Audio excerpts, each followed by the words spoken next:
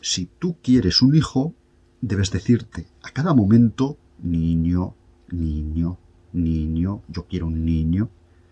De ese modo, querida, no puede nacer más que un varón. Bien, ¿qué otra cosa si no puede determinar el sexo?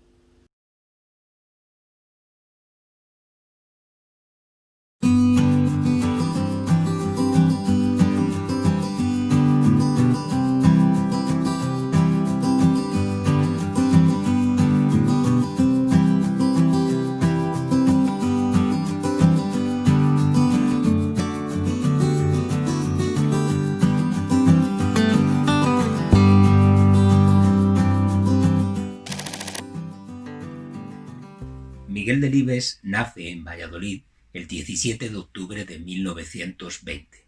Su condición de vallisoletano está clara tanto en su biografía como en su obra, como en su forma de ser en el mundo.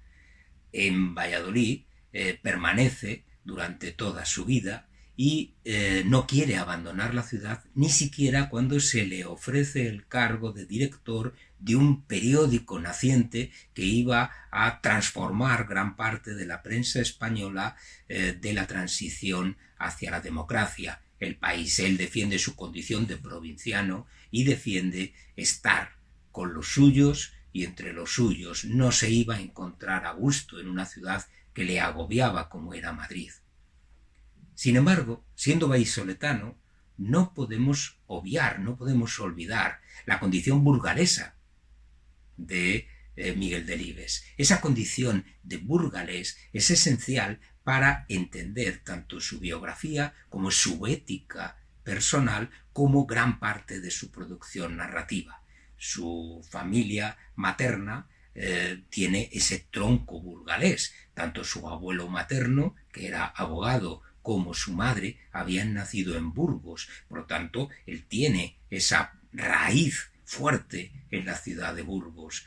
Y Burgos está presente de una manera o de otra en gran parte de su obra, las calles, las gentes, la forma de entender el mundo. De hecho, en su última producción, El hereje, su última novela con la que se despide, con la que quiere despedirse conscientemente de la narrativa española, de la escritura, une gran parte de su mundo, el campo, la ciudad, y dentro de la ciudad une Valladolid y Burgos. Salcedo, que vive en Burgos, hace viajes a Burgos para establecer relaciones comerciales y Miguel Delibes nos presenta un Burgos de los siglos XVI, XVII, un Burgos lleno de vida, un Burgos lleno de comercio, un Burgos vital, y esa forma de entender el mundo que tiene Salcedo es en gran medida naciente de esa relación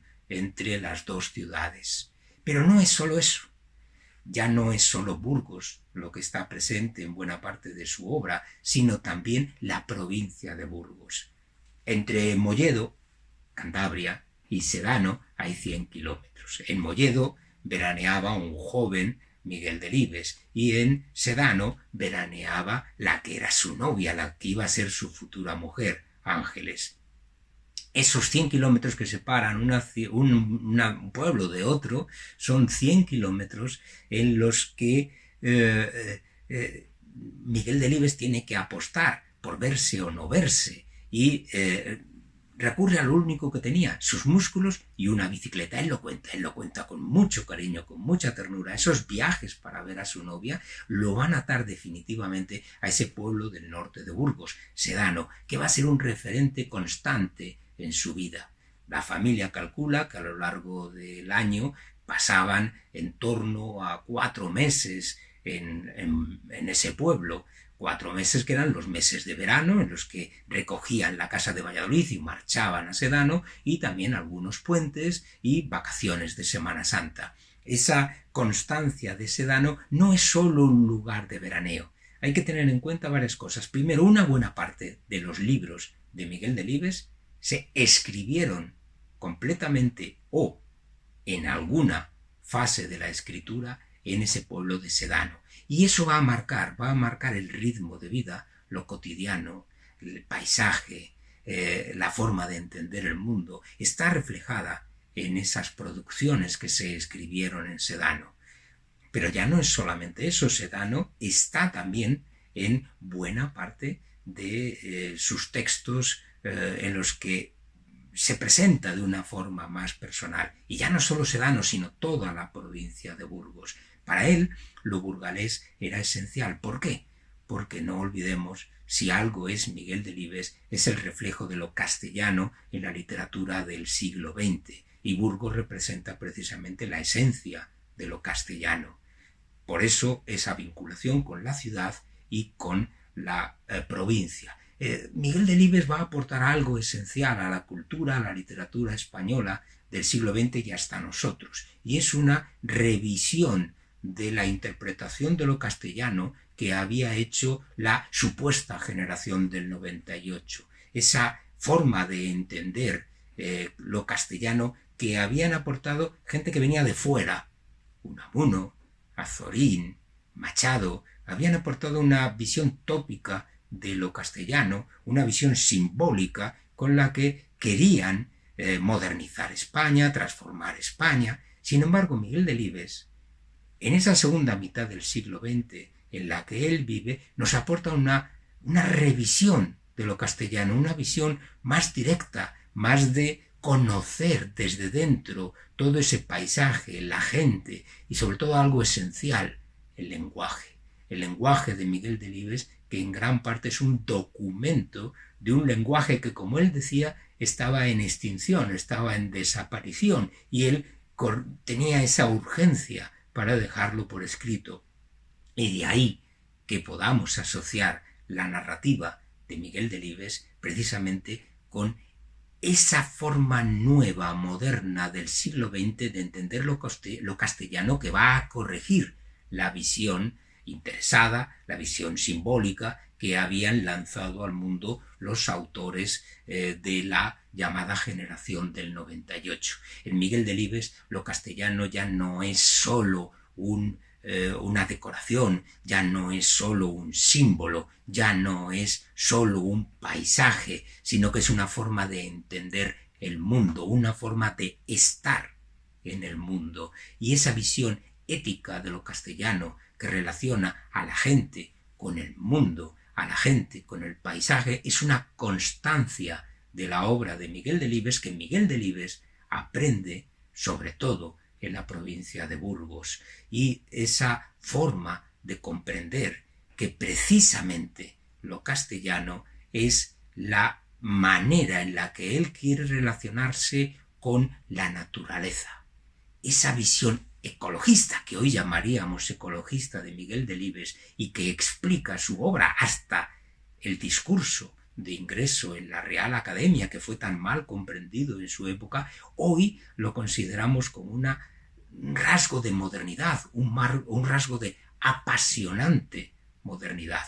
En la obra de Miguel Delibes está también esa dureza del paisaje castellano, la dureza de la gente que tiene que relacionarse con ese paisaje, la violencia estructural de la sociedad que se ejercía de arriba hacia abajo, como todos sabemos, el cariño que él ponía en el tratamiento de los más débiles, de los que sufrían esa violencia ejercida por toda esa estructura social. Y además, en la obra, en la narrativa de Miguel Delibes aprendida en ese paisaje, está también precisamente un tiempo de narración, un tiempo que solo puede asociarse con ese paisaje en el que él quería vivir. Él dijo muchas veces que si no le atasen las obligaciones familiares y las obligaciones laborales, él hubiera vivido todo el año, toda su vida en Sedano y en ese paisaje que tanto amaba. No podemos interpretar la obra de Miguel Delibes, la biografía de Miguel Delibes, sin comprender esa relación, tanto con la ciudad de Burgos como con la provincia de Burgos, es decir, con la esencia más importante, más interesante de lo castellano que él contribuye, que él ayuda a modernizar, a actualizar y que nos ha legado a nosotros como uno de sus rasgos más geniales de modernidad.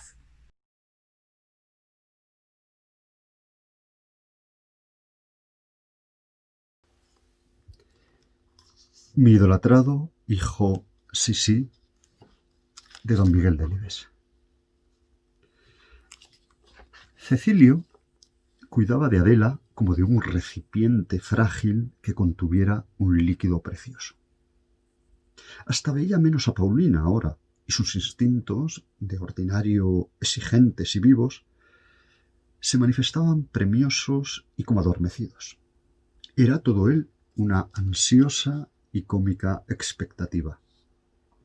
En ocasiones experimentaba hacia su esposa unos insólitos movimientos de ternura. No era raro últimamente ver a Adela sentada en las piernas de su marido, jugueteando con la cadena del reloj, mientras la mano fofa de él le acariciaba la cintura. Una tarde le dijo: «Querida, esta cintura va perdiendo flexibilidad. Hay que luchar contra la grasa». Bueno, la grasa a cierta edad es el mayor enemigo de las mujeres. Cecilio Rubes se olvidaba de su vientre.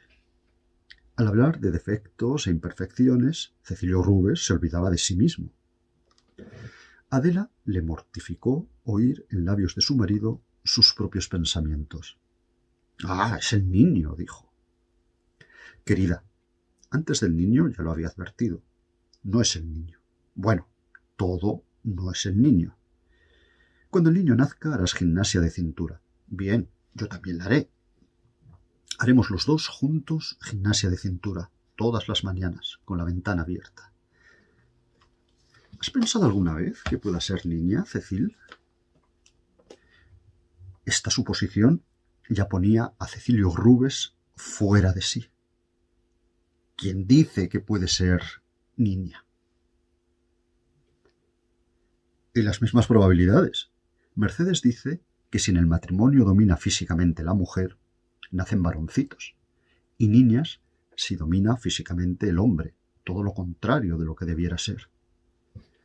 Cecilio Rubes se alteró del todo. Es que quiere decir la idiota de Mercedes que si tienes un hijo varón soy yo un lila, un marica, voceó. Adela notó un furioso golpe de sangre en la cara. Por amor de Dios, Cecil, no digas esas horribles palabras. En el fondo, estos desahogos de su marido no alarmaban a Adela. Mas ella creía que una mujer de buena cuna debía fingir cierto escándalo. Adela intuía que cuantos mayores desahogos verbales se permitiese Cecilio delante de ella, menos necesitaría de sus vicios, de su club y de sus amigos. Preveía que el día que el hombre se permitiese hablar ante su mujer con la misma libertad que ante sus amigos, los maridos habrían sido ganados definitivamente para el hogar. Cecilio dijo: «Creo que esas cosas son más que nada cuestión de voluntad. Si tú quieres un hijo, debes decirte a cada momento: niño, niño, niño, yo quiero un niño. De ese modo, querida, no puede nacer más que un varón. Bien, ¿qué otra cosa si no puede determinar el sexo?» Adela pensaba: «Le diría a Gloria lo que Cecilio me ha dicho de la cintura. Ella dice que los hombres no reparan en ciertas cosas. Los hombres están en todo».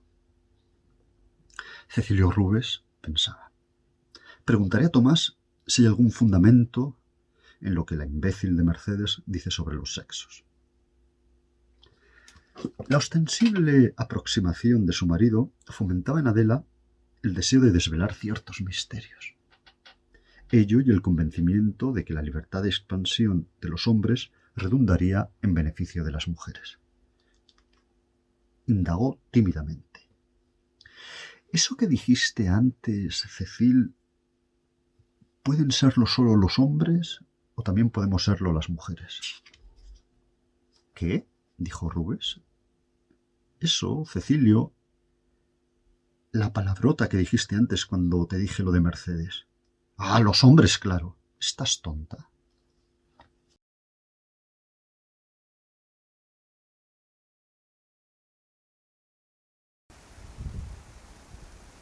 Cárabo, del libro Tres pájaros de cuenta, de Miguel Delibes. A mi refugio de Sedano, en el mes de julio, llegan los cárabos nuevos, nuestros vecinos, los nacidos en algún nido próximo, y se establecen en los árboles de los alrededores.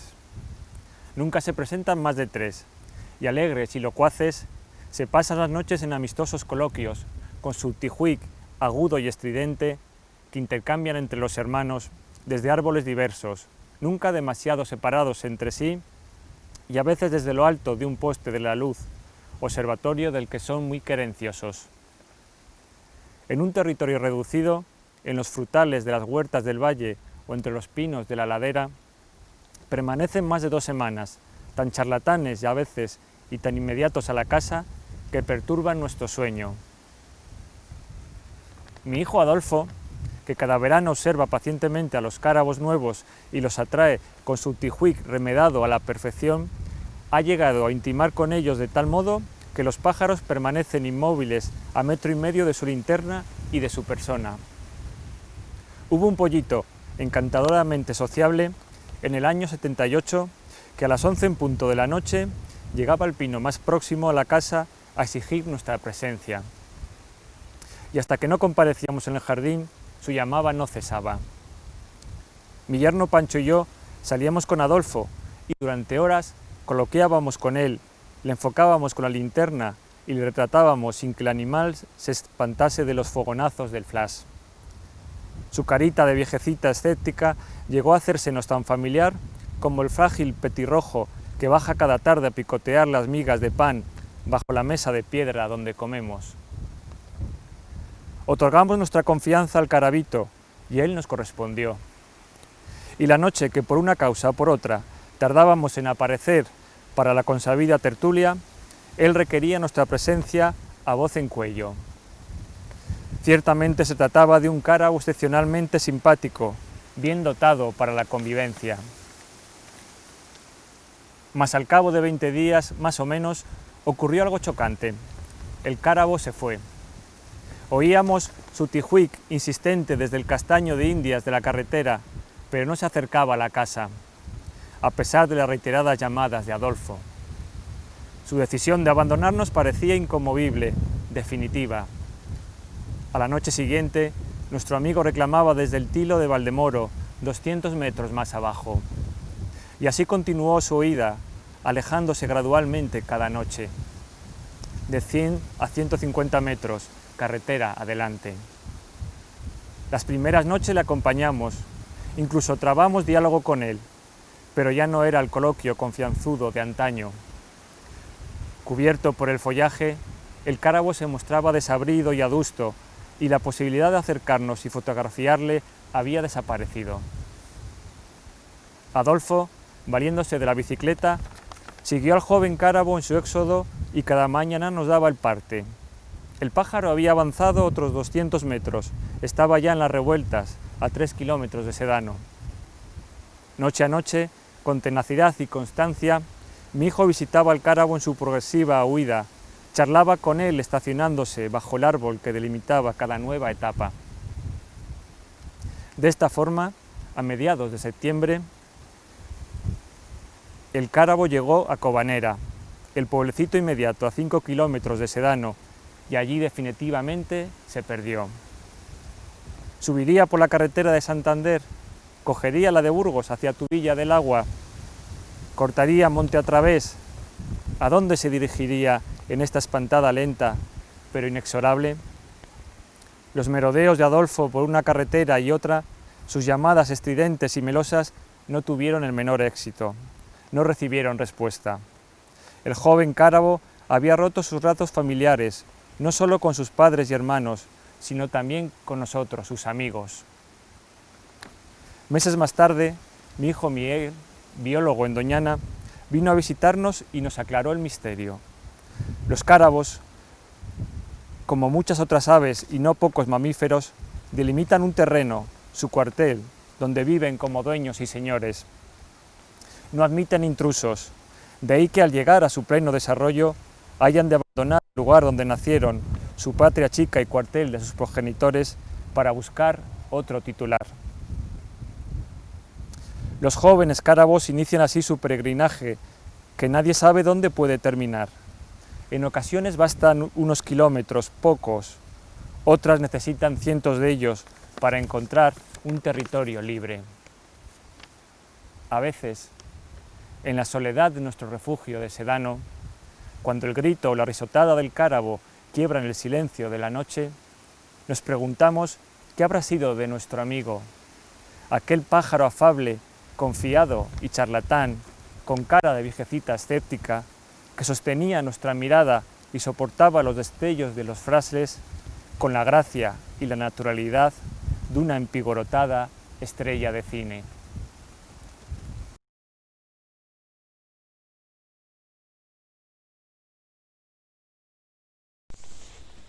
El hereje. Cipriano pensó que tal vez su primer paso en el comercio debería ser ponerse en contacto con Burgos, conocer al nuevo mandatario y tratar de mejorar las condiciones de su contrato con él, habida cuenta que le proporcionaba 700.000 bellones de la vieja Castilla cada año. Le agradaba cabalgar y cualquier excusa le parecía razonable para montar a relámpago, por lo que a comienzos de octubre franqueó el Puente Mayor, atravesó Coorcos y Dueñas en la mañana y 2 días más tarde encontraba a Gonzalo Maluenda en sus instalaciones de las Huelgas. Gonzalo Maluenda le recibió alegremente. Hablaba sin parar, con pretensiones de hombre ingenioso, le propinaba golpecitos en el hombro y con frecuencia hacía referencia a su padre, don Néstor. Él le regaló a su padre la primera silla de parir que entró en España. La madre de vuesa merced fue la primera en utilizarla. Ah, así fue, admitió Cipriano. Las cosas no iban bien, y el doctor Almenara, a la eminencia de la época, hubo de echar mano de ella. Gonzalo Maluenda rompió a reír y le golpeó el hombro repetidamente, de modo que es usted el primer español, hijo de la silla. A Cipriano no le agradaba al joven Maluenda, le mortificaban sus reticencias, las salidas de tono que él juzgaba divertidas, sus golpecitos en el hombro. En rigor, yo soy hijo de mi madre, puntualizó. La silla flamenca no hizo otra cosa que ayudarla a traerme al mundo. Al ver el poco éxito de su ocurrencia, Gonzalo Maluenda olvidó sus frivolidades. Hombre inseguro, sin personalidad definida, Cipriano no lo consideró la persona adecuada para dirigir el comercio de la lana con Flandes. Se le antojaba el típico miembro de esas terceras generaciones de negociantes que en poco tiempo terminan deshaciendo la fortuna que sus abuelos amasaron con tanto esfuerzo. Asentada su vida adulta, alcanzado el título de hidalgo y ordenadas las cosas en Pedrosa, Cipriano Salcedo puso sus 5 sentidos en el comercio con Burgos. Y aunque don Gonzalo Maluenda no le gustaba, o precisamente por eso, decidió acompañar personalmente a la expedición de otoño, como había hecho su padre don Bernardo unos meses después de nacer él. Durante varios días las 5 grandes plataformas de ruedas de hierro fueron cargadas en el almacén, en tanto las 40 mulas de tiro de Argimiro Rodicio eran preparadas para el evento. Docenas de temporeros se afanaban en el patio, y llegado el día de la partida, Cipriano Salcedo se puso al frente de la expedición por el polvoriento camino de Santander. En esos momentos, después de haber tomado las precauciones pertinentes, Salcedo se sentía importante y feliz. Advertido de que el bandolero Diego Bernal merodeaba por la zona, iba armado, como lo iban los carreteros, mientras piquetes de la Santa Hermandad, advertidos por correo urgente, vigilaban el itinerario. El camino, con relejes y profundos baches, no facilitaba el viaje, pero aquella caravana de 5 grandes carros arrastrados por 8 mulas cada uno era un espectáculo, del que gozaban apostados en las cunetas los arrieros y peatones con los que se cruzaban en la carrera. Cipriano precedía a la larga caravana sin dejar de otear el horizonte, temeroso de que aparecieran por los cerros los facinerosos de Diego Bernal, único salteador conocido en ambas Castillas. Las carretas formaban una austera procesión, sujeta a distintos cambios de marcha y a un plan preconcebido. Recorrer 6 leguas diarias de camino, de manera que el viaje con los altos consabidos en las casas de postas de Dueñas y Quintana del Puente y las ventas del Moral y Villamanco demorase alrededor de 4 días. Una vez en Burgos, procedía la descarga, más enredosa aún que la carga, aunque Maluenda, oportunamente avisado, echaba mano de temporeros experimentados que abreviaban la operación. Exoneradas de su peso, las carretas realizaron el viaje de regreso en 3 días y medio, y tan pronto llegaron a la judería, don Cipriano Salcedo recogió las armas, las devolvió a la Santa Hermandad y, consciente del deber cumplido, retornó a la rutina diaria. Aquel gran almacén de la vieja judería, que la víspera se presentaba atestado de vellones y ahora se ofrecía pavorosamente vacío, se iría llenando poco a poco a lo largo de los meses venideros, y llegado el mes de julio se organizaría una nueva caravana con idéntico destino. Cipriano Salcedo, de ordinario precavido y pusilánime, se crecía ante estas grandes operaciones. Almacenar 700.000 vellones y transportarlos a Burgos en 2 expediciones anuales se le antojaba una proeza propia de grandes hombres, de forma que cuando, sentado a la mesa, Crisanta, la doncella, le servía su primer almuerzo después del viaje, no hizo por ocultar sus manitas peludas, que ahora veía fuertes y masculinas, muy adecuadas para afrontar tamañas empresas. Y en esos momentos se veía más próximo de don Néstor Maluenda, el gran mercader, que con solo su talento y su coraje había hecho de Burgos un gran emporio comercial en plena juventud.